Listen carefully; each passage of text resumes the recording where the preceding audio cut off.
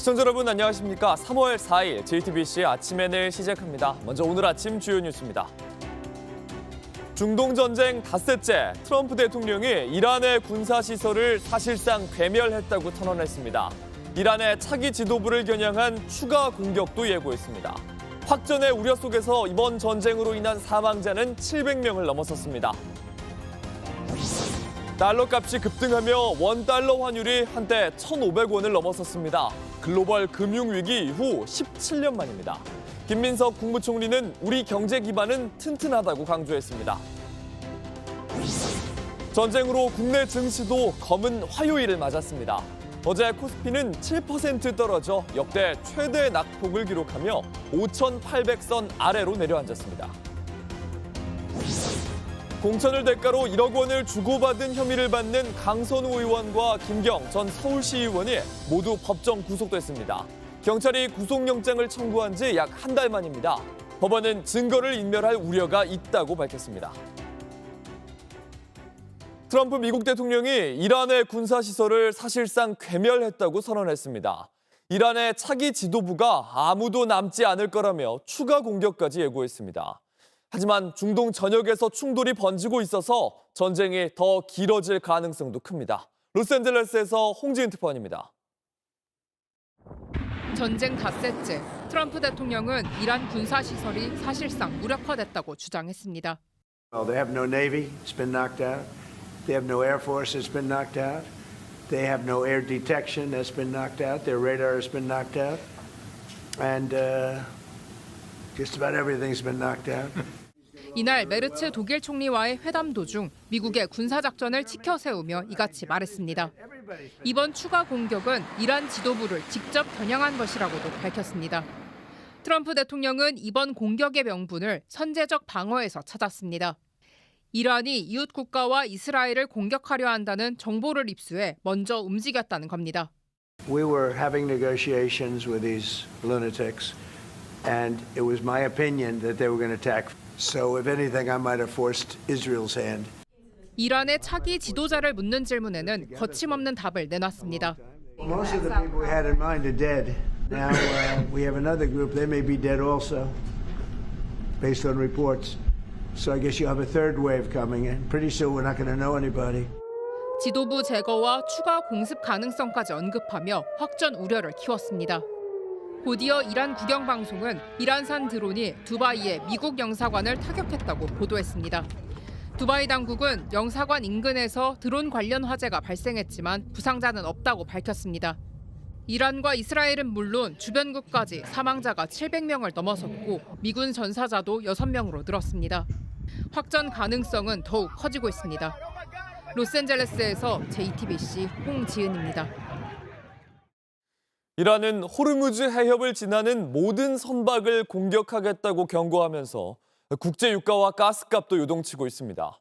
미국은 해협을 지나는 유조선을 호위하는 방안을 검토 중입니다. 트럼프 대통령은 군사작전이 끝나면 올랐던 유가가 이전보다 더 떨어질 거라고 말했습니다. 이세현 기자입니다. 미국과 이란의 무력 충돌이 이어지며 국제 유가가 출렁이고 있습니다. 트럼프 대통령은 유가 급등 우려를 일축했습니다. If we have a little high oil prices for a little while, but as soon as this ends, those prices are going to drop, I believe, lower than even before. 군사작전이 종료되면 에너지 가격이 안정될 것이란 주장입니다. 하지만 전 세계 원유 물동량의 약 20%가 지나는 호르무즈 해협을 둘러싼 긴장은 계속 높아지고 있습니다. 이란이 해협을 통과하는 선박을 공격할 수 있다고 경고했기 때문입니다. 미국은 호르무즈 해협을 지나는 유조선을 미 해군이 호위하는 방안을 검토 중인 것으로 전해졌습니다. 트럼프 대통령은 트루스 소셜에 필요하다면 미국 해군이 가능한 빨리 유조선 호송을 시작할 것이라며 전 세계 에너지 흐름을 보장하겠다고 밝혔습니다. 이미 시장은 요동치고 있습니다. 미국 내 원유 가격은 최근 며칠 사이 배럴당 10달러 가까이 올랐습니다. 유럽 가스 가격 지표도 이틀 새 50% 가까이 급등했습니다. 가스값과 연료 가격이 단기간에 치솟으면서 시장 불안은 이어지고 있습니다. 전쟁이 장기화할 경우 에너지 가격 충격은 더 커질 가능성도 있습니다. JTBC 이세현입니다. 보복에 나선 이란은 주변 국가들을 공습하고 있습니다. 중동 곳곳에서는 우리 건설 노동자들이 정유시설을 건설하고 있는데 이들의 안전이 걱정입니다. 치솟는 기름값에 꽉 막힌 바닷길로 수출 기업들에도 비상이 걸렸습니다. 우리 정부가 대책 마련에 나섰습니다. 박준우 기자입니다. 불기둥이 치솟고 검은 연기가 피어오릅니다.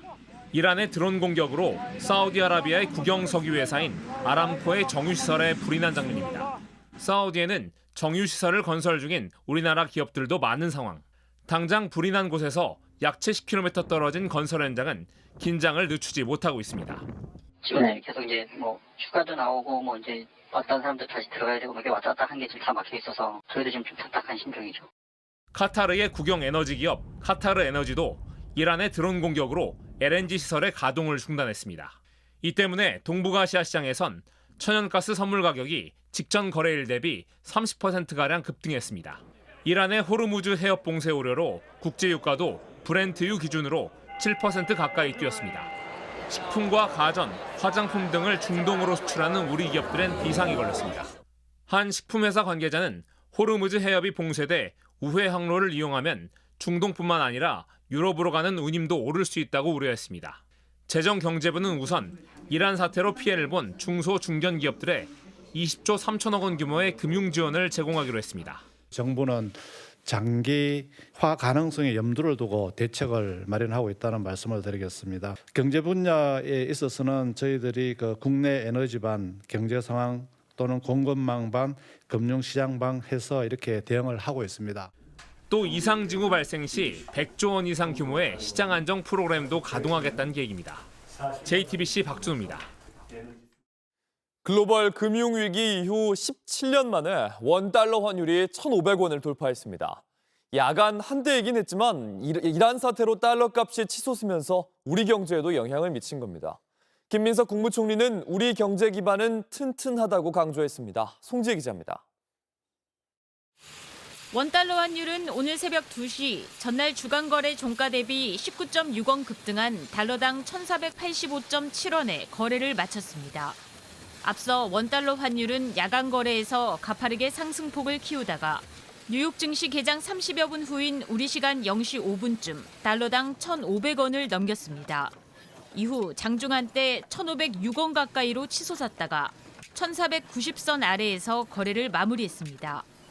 원달러 환율이 1,500원을 넘어선 건 글로벌 금융위기 당시인 2009년 3월 이후 17년 만입니다. 미국과 이스라엘의 이란 공습 이후 사태가 중동 전역으로 확산할 조짐을 보이면서 달러화가 가파르게 강세를 보였습니다. 이런 가운데 주간 대비 거래량이 적은 야간 거래에서 원달러 환율이 단시간에 급격히 튄 것으로 풀이됩니다. 또 이란이 호르무즈 해협 봉쇄를 선언하자 국제 유가 급등이 에너지 수입국 경제에 부담을 줄 거란 전망이 원화 가치 약세에 영향을 미친 것으로 분석됩니다. 김민석 국무총리는 어제 열린 중동 상황 관계장관 회의에서 경제 불확실성이 커진 상황과 관련해 무엇보다 지금은 정확한 정보가 중요한 시점이라고 밝혔습니다.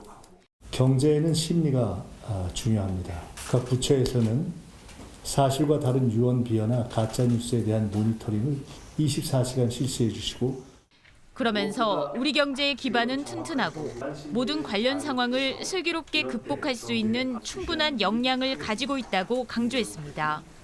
JTBC 송지혜입니다. 코스피도 7%나 떨어지며 전쟁의 직격탄을 맞았습니다. 역대 최대 낙폭을 기록하며 5,800선 아래로 내려앉았습니다. 중동의 불확실성이 언제까지 이어지는지가 관건입니다. 정아람 기자입니다. 코스피는 전장보다 7.24% 내린 5,791선에 장을 마쳤습니다. 낙폭 기준으로는 역대 최대, 하락률 기준으로는 코스피가 8% 넘게 폭락한 2024년 8월 5일 블랙 먼데이 이후 두 번째 기록입니다. 코스피 200 선물 지수가 5% 넘게 빠지며 프로그램 매도 호가 일시 효력 정지, 이른바 사이드카가 한 달 만에 발동됐습니다. 외국인이 5조 원 넘는 매물 폭탄을 쏟아내며 낙폭이 가팔라졌는데 최근 증시 상승 선봉에 섰던 시가총액 탑3, 삼성전자와 SK하이닉스, 현대차가 모두 10% 안팎 급락했습니다. 호르무즈 해협이 봉쇄됨에 인해서 물류 비용이 올라갈 수밖에 없으니까 환율, 주가 요거는 당연히 영향을 받을 거고요. 주식을 팔아 달러로 바꾸는 외국인이 늘어난 데다 안전자산인 달러 투자 수요까지 겹쳐 원달러 환율도 단숨에 1,466원까지 뛰었습니다. 환율 상승폭 기준으로는 지난해 4월 7일 이후 11개월 만에 최고 기록입니다. 강화된 공격으로 인해서 최초 일주일 내에서는 조금 변동성이 커질 가능성을 유념하면서 외환시장에서 환율도 직전 고점이었던 1,480원 터치 가능성을 열어놓는 것이 좋겠다. 이 때문에 당분간 조정은 불가피하다는 전망도 나옵니다. 환율이 높아지면은 주식시장에서 외국인 투자자들의 자금 유출이 발생하고 또 국내 투자자들도 미국 시장에 투자를 늘리는 이런 현상이 나타날 수가 있기 때문에 정부도 비상회의를 열고 대응에 나섰습니다. 정부는 국내 시장을 24시간 모니터링하고 시장 안정 프로그램을 즉각 가동하겠다고 밝혔습니다. 그러면서 투자자들 불안 심리에 편승한 가짜뉴스 유포 등 불공정 행위를 엄단하겠다고 밝혔습니다. JTBC 정아람입니다. 온라인에서 화제가 된 뉴스, 화제가 될 뉴스를 골라 전해드립니다. 아침엔 소셜픽입니다. 트럼프 미국 대통령이 연일 동맹에 대한 불만을 쏟아내고 있습니다. 기지의 사용을 허락하지 않은 스페인과는 무역까지 중단하겠다고 했습니다. So we're going to cut off all trade with Spain. We don't want anything to do with Spain. By the way, I'm not happy with the UK either. 현지 시간 3일 트럼프 대통령은 독일 총리와 만난 자리에서 스페인을 강하게 비난했습니다. 다른 유럽 국가만큼 분담금을 내지 않았고 스페인 내의 미군 기지 사용도 허락하지 않았다는 겁니다. And now Spain actually said that we can't use their bases, and that's all right. We could use their base if we want. We could just fly in and use it. 스페인 총리는 전쟁에 반대하는 입장을 밝혔는데요. Que se debe estar contra una guerra iniciada sin autorización del Congreso de Estados Unidos, del Consejo de Seguridad de Naciones Unidas y, como he dicho antes, que vulnera el derecho internacional. 또한 스페인 정부는 미국과의 협정에 따라 북대서양 조약기구 나토 회원국을 보호하거나 지역 내의 안보를 위해서만 기지를 사용할 수 있어 아무 문제가 없다고 했습니다. Bases de uso conjunto con Estados Unidos son bases de soberanía española que tienen un marco dentro del tratado con los Estados Unidos y es dentro. 트럼프는 이란 공습작전 초기에 영국이 기지 사용을 허락하지 않은 점도 다시 언급했는데요. 유럽 국가들의 노골적으로 불만을 드러내며 보복을 경고하고 있습니다. 이달부터 일반 음식점에서도 반려동물을 데려갈 수 있게 됐습니다. 그런데 오히려 반려동물 출입을 제한하는 매장이 늘고 있습니다. 지난 1일 배우 이상아 씨가 자신이 운영하는 애견 카페에서 고객과 갈등을 겪었다며 올린 영상입니다. 반려견을 데려온 고객이 바뀐 규칙에 성을 내자 결국 경찰까지 출동한 겁니다. 이 씨는 애견 카페와 애견 동반 식당의 차이를 고려해달라며 불편을 호소했는데요. 지난 1일부터 식품위생법 시행규칙이 일부 개정되면서 원칙적으로는 불가능했던 반려동물의 음식점 동반 출입이 가능해졌는데 기존의 반려동물에 친화적이었던 매장이나 애견 카페에는 되려 더 많은 조건이 붙었습니다. 반려동물의 자유로운 이동이 금지되고 음식물에 뚜껑을 덮어야 하는 등 세부 조건이 까다로운 점도 현장에선 혼란스럽습니다. 그러자 규제 사항을 충족하기 어렵다며 반려동물의 출입을 제한하겠다고 알리는 음식점이 늘어나게 된 겁니다. 반려인들은 누구를 위한 법인지 모르겠다, 모호한 기준도 많다 불만을 내비치고 있습니다. 식약처와 지자체가 나서서 업체들의 컨설팅을 제공하고 홍보도 추진하겠다고 밝혔지만 제도가 자리 잡기까지 시간이 좀 필요해 보입니다. 충주맨 김선태 전 주무관이 새 개인 유튜브를 개설했습니다. 유튜브를 시작한 지 하루 만에 60만 구독자가 모였습니다. 그리고 나가는 이유 중 가장 큰 것은 돈을 더 벌고 싶었습니다. 충북 충주시 홍보 채널을 운영했던 김선태 전 주무관이 개인 유튜브 채널을 열고 올린 첫 번째 영상입니다. 절대 왕따가 아니었고 공무원분들이 많이 도와주셨다며 퇴사를 둘러싼 소문을 부인했고 더 나이를 먹기 전에 자유롭게 역량을 펼치고 싶어 유튜브를 시작하게 됐다고 밝혔습니다. 세상 모든 것을 홍보합니다는 설명과 함께 유튜버 빠니보틀이 선물한 그림을 프로필에 내걸었는데 개인 채널 개설 하루 만에 구독자는 60만을 넘어섰습니다. 영상엔 충주시 공식 유튜브 계정은 물론 여러 팬들이 응원의 댓글을 남기고 있습니다. 김 주무관의 퇴사 이후 급격히 구독자가 줄었던 충주시 채널 역시 새 영상을 올리며 분위기를 반전시켰습니다. 두 채널 모두의 활발한 활동 기대해봅니다. 잘 안 되더라도 전 후회는 없는 편이기 때문에 일단 유튜버로서 좀 자리를 잡고 싶은 마음이 큽니다. 잘 부탁드립니다.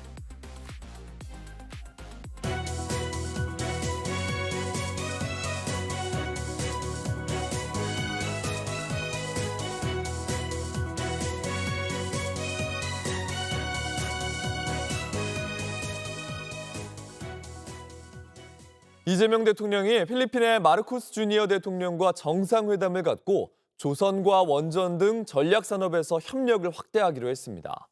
3박 4일간의 싱가포르, 필리핀 순방을 마친 이 대통령, 오늘 오후 귀국합니다. 최규진 기자입니다. 필리핀 마닐라 말라칸 양궁에서 열린 국빈 만찬에서 이재명 대통령은 양국 수교 77주년의 의미를 강조하며 한국이 신뢰할 수 있는 동반자가 되겠다고 했습니다. 특히 필리핀 조선 산업과 손을 잡고 양국의 공동 성장을 추진하겠다고 강조했습니다. 필리핀에서 직접 건조한 선박이 전 세계를 누비며 양국 조선업의 공동 성장을 이끌 수 있도록 긴밀하게 협력해 나가겠습니다. 페르디난도 마르코스 주니어 대통령은 교육과 투자 확대 의지를 밝히며 전략적 동반자 관계가 강화될 것으로 기대한다고 했습니다. We look forward to realizing the full potential of the Philippines Republic of Korea Free Trade Agreement for the benefit of both our peoples. 앞서 정상회담을 계기로 양국은 인공지능과 방산협력 등 10건의 약정 MOU를 체결했고 신규 원전과 조선 분야 등 7건의 민간 MOU를 추가로 맺을 예정입니다. 두 정상은 이란 사태와 관련해 중동의 안정과 평화 회복 필요성에 공감했고 남중국해와 한반도 정세에 대한 공조 의지도 확인했습니다. 영내 정세와 함께 최근 중동의 상황에 대해서 논의하였고 중동의 안정과 평화가 조속히 회복되기를 소망하였습니다. 순방 마지막 날 이 대통령은 마닐라 영웅묘진의 한국전 참전 기념비를 찾고 참전 용사들을 만납니다. 이어 비즈니스 포럼과 동포 오찬 간담회를 끝으로 귀국길에 오릅니다. 마닐라에서 JTBC 최규진입니다. 공천을 대가로 1억 원을 주고받은 혐의로 강선우 의원과 김경전 서울시 의원이 모두 구속됐습니다. 경찰이 구속영장을 청구한 지 약 한 달 만 법원은 증거를 인멸할 우려가 있다고 했습니다. 여러 차례 쪼개기 후원으로 돈을 전달했던 추가 의혹 수사에도 속도가 날 걸로 보입니다. 여도현 기자입니다. 강선우 의원과 김경전 서울시 의원은 공천 대가로 1억 원을 주고받은 혐의로 구속 갈림길에 섰습니다. 구속 심사를 마친 강 의원은 취재진의 질문에 아무런 답을 하지 않았습니다. 공천 대가로 돈 받지 않았다는 입장 그대로세요? 법원은 구속 심사 종료 약 5시간 만에 강 의원과 김 전 시의원 모두 구속영장을 발부했습니다. 증거를 인멸할 염려가 있다고 이유를 밝혔습니다. 실제로 압수수색 당시 강 의원 집에서 휴대전화, 컴퓨터 등이 발견되지 않았고 김 전 시의원 역시 메신저 앱 탈퇴 등 증거인멸 정황이 다수 발견됐습니다. 그동안 김 전 시의원은 혐의 대부분을 인정하는 자수서를 내면서도 강 의원 요구로 돈을 줬다고 했습니다. 반면 강 의원은 쇼핑백은 받았지만 돈이 든 줄 몰랐고 모두 돌려줬다고 맞섰습니다. 경찰은 김 전 시의원이 먼저 강 의원 측에 제안을 하고 강 의원이 전달받은 후 공천 헌금을 받기로 마음먹었다고 봤습니다. 이번 신병 확보로 김 전 시의원이 구청장 공천을 목표로 다른 민주당 인사들에 대한 금품 로비 시도가 있었는지 경찰의 수사에도 속도가 날 것으로 보입니다. JTBC 여도현입니다. 날씨입니다. 오늘은 전국이 대체로 맑은 가운데 아침과 낮에 일교차가 크겠습니다. 아침 최저 기온은 춘천이 영하 2도, 서울이 1도, 대전 2도 등 다소 쌀쌀하겠습니다. 낮 최고 기온은 서울이 11도 등 전국이 8도에서 15도로 포근하겠습니다. JTBC 아침 연을 마칩니다. 내일도 7시 반에 아침을 열겠습니다. 시청해주셔서 감사합니다.